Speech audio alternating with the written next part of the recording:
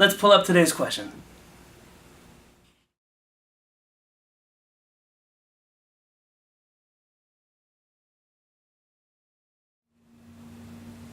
Shalom Alechem. That is a terrific question. Most questions, you normally wait until you think out the whole process and then give a final answer. But about this question, I am immediately reminded of a sentence from Rabbi Yosef Masas, the chief rabbi of Tlemcen in Algeria, and then later the chief rabbi of Haifa. In his book Nachalat Avot, a commentary on Pirkei Avot, in his introduction he says that there are some preachers, some speakers, that when they travel from town to town and you hear them speak, Kol hayotze mipihem ki yotze ma'achorehem, that the things that come out of their mouth sound like they actually came from behind them. It is unfortunate that we live in a world today where there is such a style of speech in which rabbis can come to communities and scream at them and shout at them and curse at them and chas v'shalom say all kinds of terrible things about Am Yisrael. If you'll travel back with me to the book of Bamidbar, in the 20th chapter, Moshe Rabbeinu, our faithful shepherd, alav v'shalom of blessed memory, he seems to get upset and he calls the Jewish people Shim'u na hamorim. Listen to me, you rebels. Listen to me, those who have the chutzpah, the audacity to rebel. And he wasn't wrong. He was talking to people who were morim, rebels. But you find that all the commentaries over there tell us that Moshe Rabbeinu seemingly made a chet, a sin, made a mistake in judgment, speaking so harshly to Am Yisrael. I have a hard time being judgmental of Moshe Rabbeinu. But the Rambam tells us, if you open up into his Shemoneh Prakim, to his 8 chapters of psychology, the Rambam there says, Digdek imo HaKadosh Baruch Hu, that maybe not a sin, maybe not a punishment, but HaKadosh Baruch Hu was very particular with Moshe Rabbeinu. How could you speak this way to my children? How could you speak this way to Am Yisrael? Our Rabbis tell us, Divrei Chachamim benachat nishmaim. The words of the Chachamim, the voice of our sages, is heard when it's spoken softly, when it's spoken gently. When one screams and shouts and yells, what does one truly accomplish? One accomplishes people running away. One makes people feel bad about themselves. One even embarrasses others. But does it bring them close to HaKadosh Baruch Hu? Say our rabbis, Divrei Chachamim benachat nishmaim. The words of our sages are words of compassion, are words of kindness. I had the zechut of studying by many Talmidei Chachamim of a generation that will not be forever, both Sfaradim and Ashkenazim. And in both of those precious communities, I always found that the Chachamim ha'amitiim, the true Chachamim among them, always spoke gently, even when they were upset, even when something bothered them. It wasn't always a limud zechut. We weren't always looking the other way and pretending that there were no problems. But when speaking about problems, to speak about them with love, as if one speaks to their child.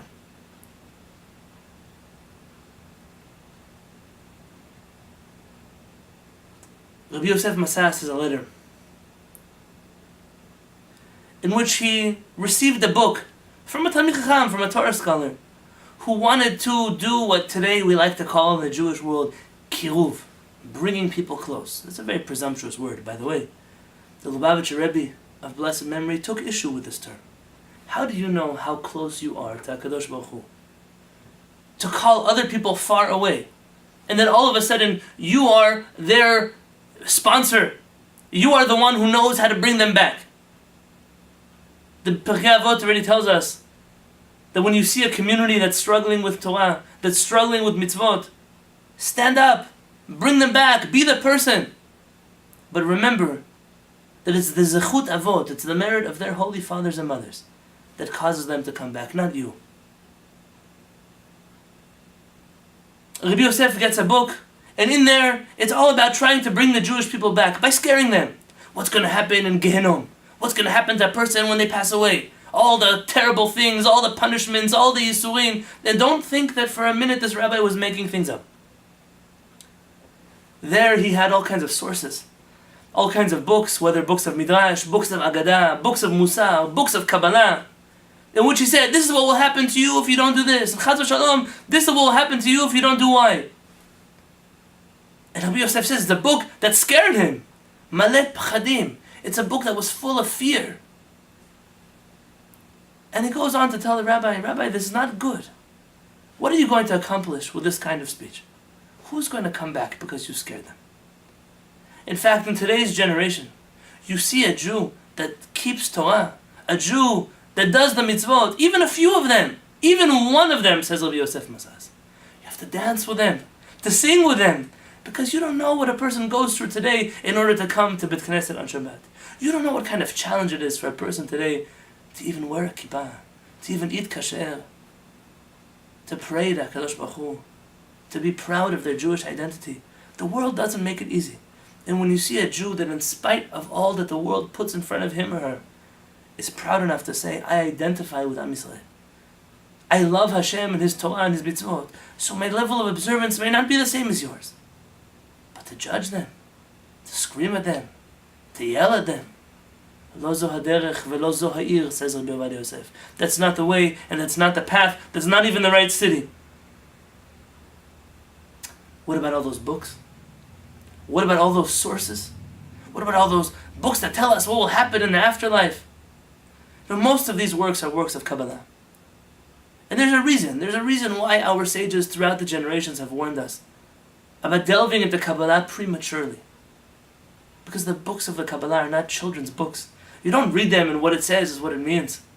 You learn them bi-Kabbalah, in a tradition from my rabbi, from his rabbi, from his rabbi, from one teacher to the next teacher, because we don't just read and translate. We learn to understand. As the Zohar says, that when you translate a work of Kabbalah, it's a flower, but you've picked off all the petals of that flower. It smells the same, but it's not the same. Says Rabbi Yosef, those people who wrote those things, Balei Dimyonot hayu, they were people with an incredible imagination. And everything they wrote and said comes from a place of imagination. As Hashem should save us and Hashem should save you.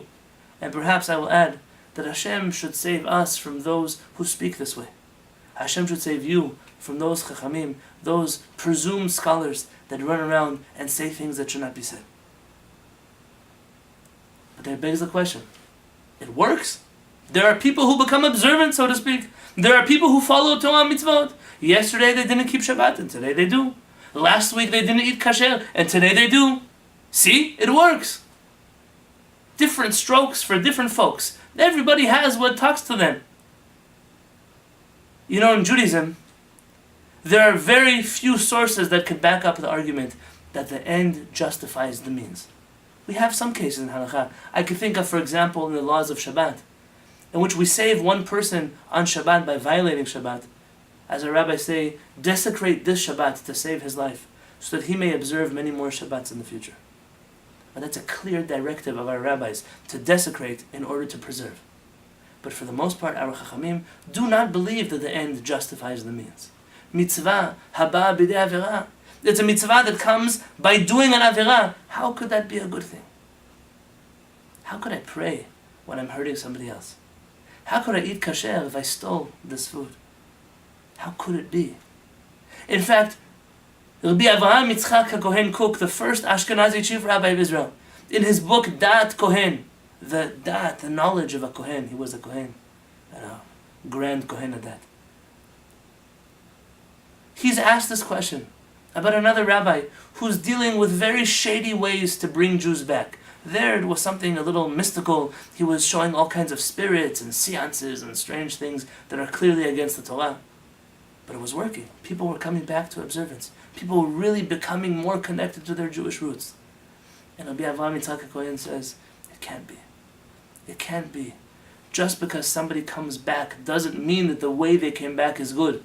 The end does not justify the means. I would rather a person not come back for the wrong reason. Understand, a great Kohen said a great thing. I would much rather people come only for the right reasons. Rabbi Yosef Kabach, Kafich as it should be pronounced, was one of the giants of Yemen. And he is on record saying that according to the Rambam, one must know Hashem in order to believe in Hashem. Because if one does not spend the effort and the energy to know Hashem, what is Hashem? Who is Hashem? How is Hashem? Where is Hashem? Then one creates their own Hashem in their mind. For me, Hashem means this. For me, Hashem means that. But says Rabbi Yosef Kapach in the name of the Rambam, that I don't truly know Hashem, and I've created my own Hashem. And that's the Hashem that I worship because that makes sense to me. That's the way I think things should be done. Then truly I'm worshiping an idol. I've created my own God. There shouldn't be no gods before me, says Hashem. Just because something feels right, or it looks right, or I think that that's what should be done because look, it works. But if Hashem doesn't want it, if our HaShamayim did not approve of it, that's not the proper path to go down. Perhaps I end off Rabbi Yaakov Peretz, my rabbi and teacher, who told us that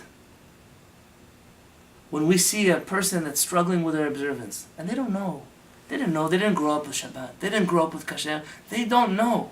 So what are you going to do now? You're going to come and beat them, you're going to come and scream at them, and for what purpose? They don't even know what you want from them. We riot in the streets, we'll throw rocks at cars on Shabbatot, we'll come into communities and break glass windows with our words. Imagine you have a cow, and you want it to eat only good food, but you find it in the field eating some grass that isn't healthy for it. Instead of moving it away, you start to smack the cow and hit the cow. What are you going to get out of it? It doesn't know what you want from it. This is a generation of that. It's a generation of mature, intellectual, sophisticated people. Speak to their mind. Speak to their heart. Speak to their soul. Don't scream. Don't shout. Don't yell. And even if some people have grand imaginations, that's all it is. It's an imagination. Let's not imagine what Hashem wants. Let's not imagine what the HaShamayim want. Let's do what HaKadosh Baruch Hu actually told us. Dikdek imo HaKadosh Baruch Hu. Hashem was particular with Moshe. Do not speak to my children that way. And you and I and any upright member of Am Yisrael must stand up. And when we hear those people speaking scathing words of rebuke against our brothers and sisters, stand up and say, that's my brother you're talking to. That's my sister you're talking to. And I will not have any of it. Because my Kadosh Baruch Hu, my Hashem says, Ahavti etchem amar Adonai. I love you, says Hashem. Have a beautiful evening.